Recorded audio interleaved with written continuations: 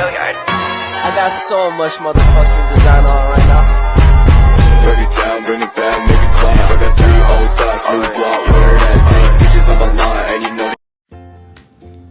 Bismillahirrahmanirrahim. Assalamualaikum warahmatullahi wabarakatuh. Perkenalkan, nama saya Sabrina Aulia dari kelas PTIKG. Di sini saya akan memaparkan materi tentang sistem operasi yang telah diberikan oleh Bapak dosen Fadli Rahman Baso, SPD, MPD.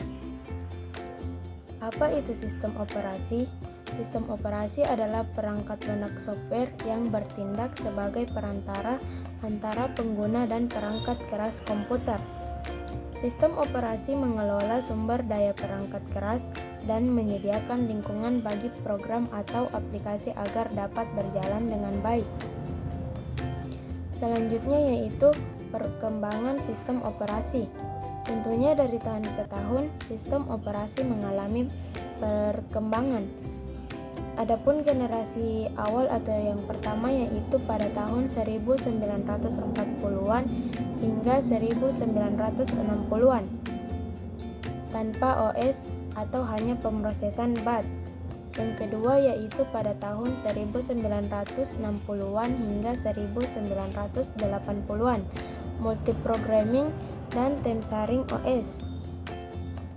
Yang ketiga yaitu pada tahun 1980-an hingga tahun 2000-an, di mana PC berkembang dan GUI mulai digunakan.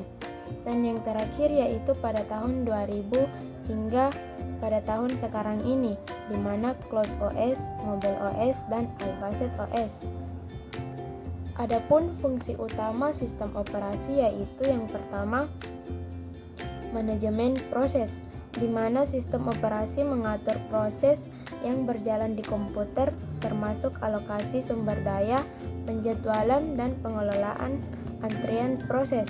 Yang kedua yaitu manajemen memori, di mana sistem operasi bertanggung jawab untuk mengelola memori utama atau RAM, termasuk alokasi dan dealokasi memori untuk program yang sedang berjalan. Yang ketiga yaitu manajemen perangkat keras. Di sini sistem operasi mengelola interaksi antara perangkat keras seperti CPU, disk, dan printer dengan perangkat lunak melalui driver dan API atau Application Programming Interface.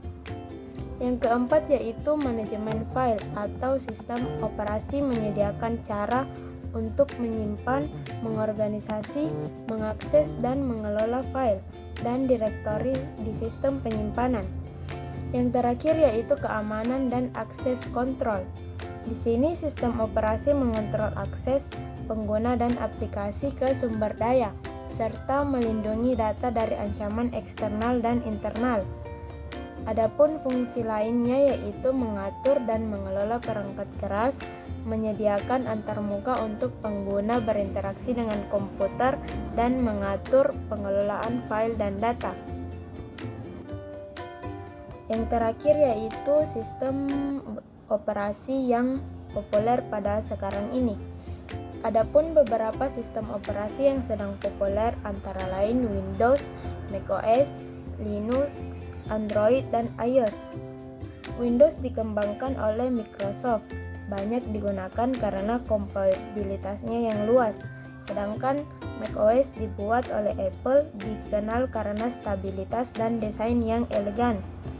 Linux adalah sistem open source yang fleksibel dan banyak digunakan di server serta pengembangan perangkat lunak.